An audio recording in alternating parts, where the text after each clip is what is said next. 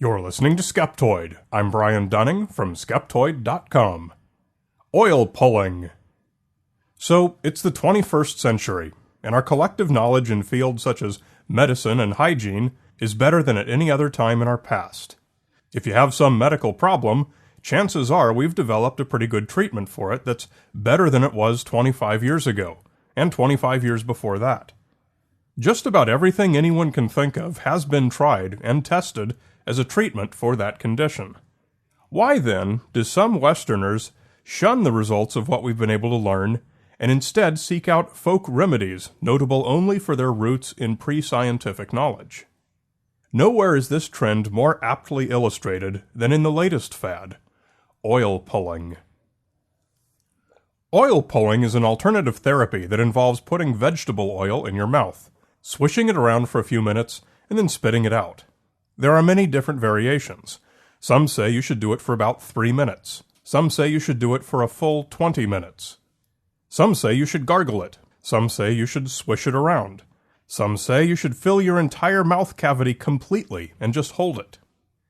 The types of oil to be used also do not seem to adhere to any particular standard. Some say that any store-bought oil is equally useful. Some specify that coconut oil should be used. Some say sesame oil, sunflower oil, or even the oil produced by separating butter, called ghee in India. For all the many variations of how oil pulling is to be done, there are just as many conflicting beliefs about what it is supposed to do for you. Most often found is the claim that it cleans and protects your teeth from plaque and bacteria, but just as common is the idea that it pulls toxins out of your body, thus the name oil pulling. Like all alternative detoxification claims, there's no accepted description of what these alleged toxins are. An article on Food Matters, an anti-pharmaceutical activism website based on the 2008 film of the same name, lists the following as other, quote, possible benefits of oil pulling for overall health. Migraine headache relief, correcting hormone imbalances, reducing inflammation of arthritis, may help with gastroenteritis, aids in the reduction of eczema, may reduce symptoms of bronchitis, helps support normal kidney function, may help reduce sinus congestion. Some people report improved vision, helps reduce insomnia, reduced hangover after alcohol consumption, aids in reducing pain, reduces the symptoms of allergies, helps detoxify the body of harmful metals and organisms.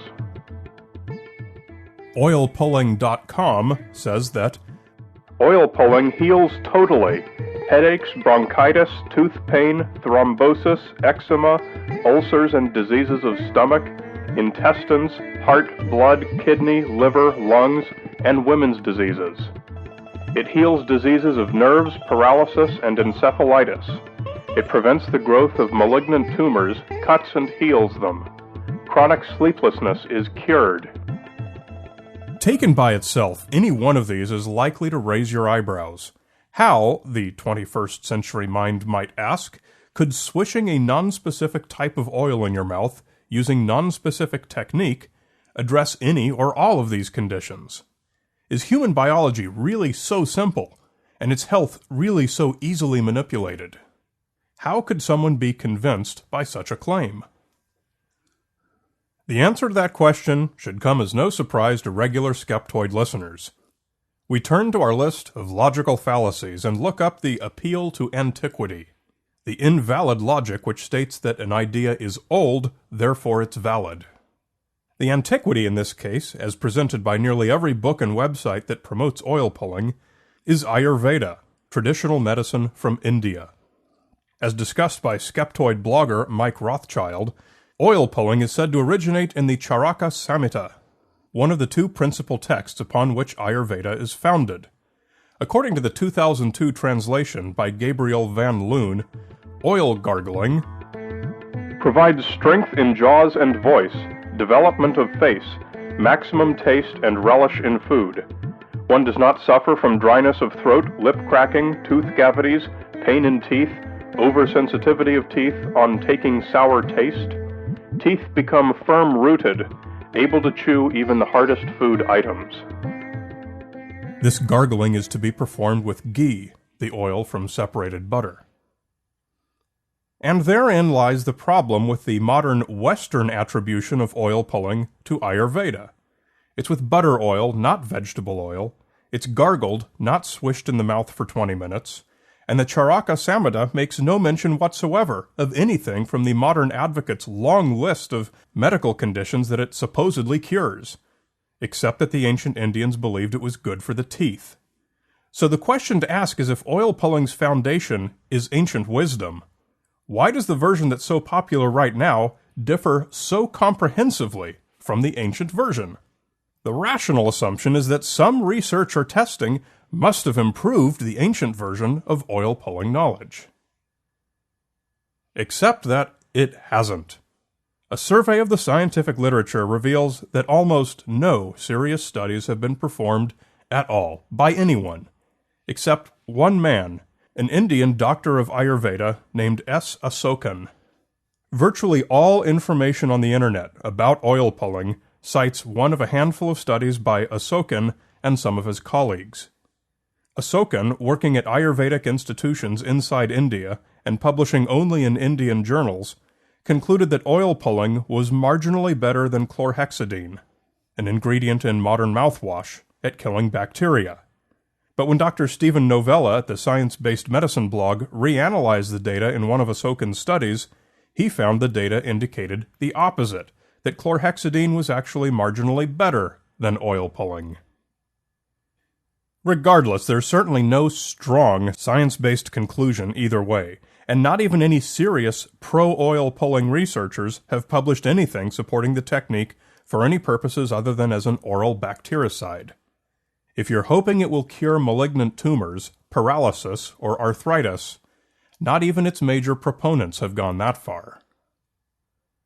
But what if you want to learn more? What if you want to find out for yourself who has been promoting oil pulling, and as a treatment for what medical conditions?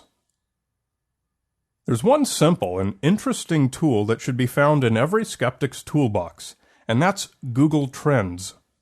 This online tool shows you the frequency of internet search terms over time. When a subject is in people's minds, they do internet searches for it. Studying these trends can show us when a subject became popular, and this sometimes allows us to correlate certain events or publications with the popularity of ideas. Oil pulling, as a search term, was essentially non-existent until late 2006, when it received a slight bump that put it on the map, though at a very low level, until 2012. It grew slowly but unevenly through 2013, until February-March 2014, when it exploded. Oil pulling was officially a huge fad very suddenly. How? Why? Was some new research published? Not quite. Something happened with a far deeper reach into the public psyche. On February 5th, 2014, notice the alignment with the explosion in search term popularity, oil pulling was featured on television on, you guessed it, The Dr. Oz Show. Yes, that very same Dr. Oz, the world's most visible promoter of alternative medicine and fanatical opponent of science-based medicine.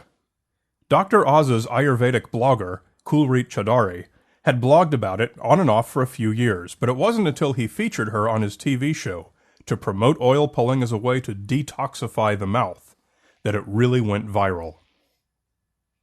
A bump in Google Trends in 2013 coincided with a Huffington Post article in the Beauty and Style section, which was cited as part of the growth by Rothschild.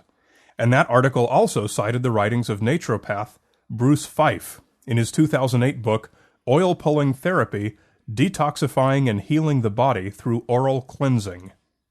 But perhaps the most interesting comment I've seen came from online author Lisa Barger, and again, notice how well the timing she mentions matches up to the Google Trends 2006 appearance of oil pulling. In 2006, I began to run across a number of forum posts all asking the same question. Has anyone tried oil pulling? The names of the person asking the question was usually different, but the way the question was phrased, and the extensive explanation the asker went on to give after asking his or her question often seemed just a tad too familiar. As I began to investigate, I came to suspect that many of those questions were being asked to seed interest in some new websites that promoted a completely bogus therapy called oil pulling.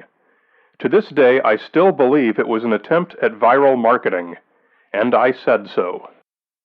I've seen this done before to promote upcoming books or documentaries, something of a ham-handed effort to generate grassroots interest in an idea. Barger's suspicion strikes me as perfectly likely, though not reliably evidenced.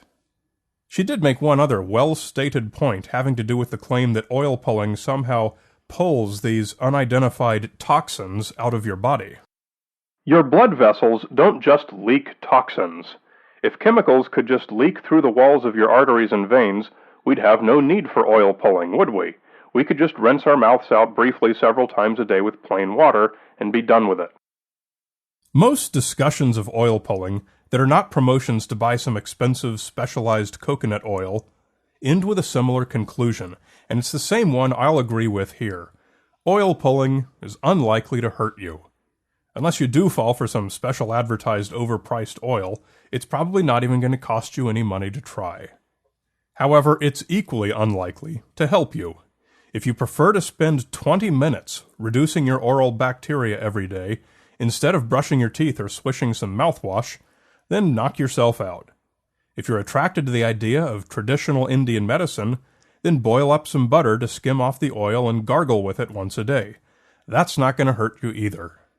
But a better lesson is to learn the genesis of an internet myth. Why somebody decided to reinterpret the Charaka Samhita and promote oil pulling as a medical miracle escapes me.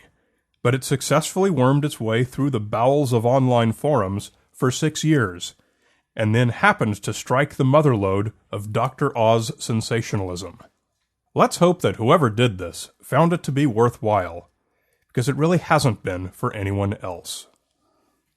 You're listening to Skeptoid, a tax-deductible, listener-supported program. I'm Brian Dunning from Skeptoid.com.